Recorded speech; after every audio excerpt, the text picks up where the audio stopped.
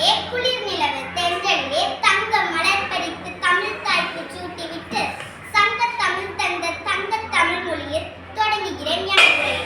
அனைவருக்கும் என் அன்பின் வணக்கங்கள். என் பெயர் பீராதக்ஷன்யா. இன்று நான் பேச எடுத்துக்கொண்ட தலைப்பு கல்வி மனிதனை உயர்த்தும். படித்தவர்கள், படிக்காதவர்கள், ஏழைகள், பணக்காரர்கள், உயர்ந்தவர்கள், தாழ்ந்தவர்கள், யாராக இருந்தாலும் ஒருவரை ஒருவர் பார்க்கும் போது கேட்கும் முதல் கேள்வி, புள்ள என்ன படிக்குது, பொண்ணு என்ன படிக்குது, எவ்வளவு மார்க் வாங்குறாங்க, அப்படி என்ன சிறந்தது இந்த கல்வி? எல்லோரும் படத்தை தேடி ஓடிக்கொண்டிருக்கிற இந்த உலகத்திலே கல்வியை தேடி ஓட வேண்டும் என்று விரும்புகிறார்களே ஏன்? கல்வி ஏழைகளுக்கு செல்வம், பணக்காரர்களுக்கு அணிகலன், வீட்டிற்கு விளக்கு, நாட்டிற்கு நன்மை, பெண்களுக்கு பாதுகாப்பு.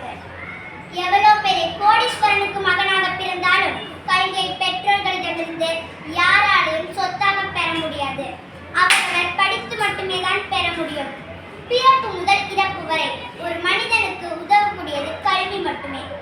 கல்வியை தவிர வேறு எதையும் செல்வமாக கருத முடியாது என்பதை 2000 ஆண்டுகளுக்கு முன்பே பெருநாவலர், முதற்பாவலர் திருவள்ளுவர் அவர்கள் கேடில் விழுச்செல்வம் கல்வி ஒருவருக்கு மாடல்ல மற்றையவை என குறிப்பிடுகிறார்.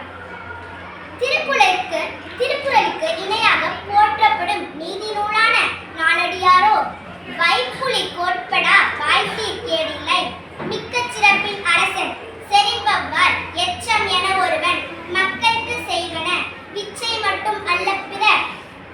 கல்வி செல்வத்தை யாராலையும் கொல்லப்பட முடியாது, பிறருக்கு கொடுத்தாலும் குறைவுபடாது, மிக்க சிறப்பினுடைய அரசனாலும் கவர முடியாது. எனவே ஒருவன் தன் மக்களுக்கு சேர்த்து வைக்க வேண்டிய மிக்க பெரிய செல்வம் கல்வி மட்டுமே. அறிவது அவசியம். டாக்டர் APJ அப்துல் கலாம் கல்வி மற்றும் அறிவியல் ஆர்வத்தினால் இந்தியாவில் ஜனாதிபதியானார். கர்மவீர காமராசர்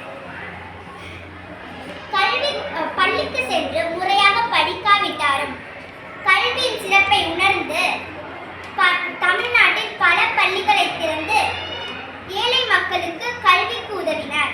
இவர்களைப் போல் நாமும் படித்து நம் வாழ்வில் வெற்றி பெற வேண்டும்.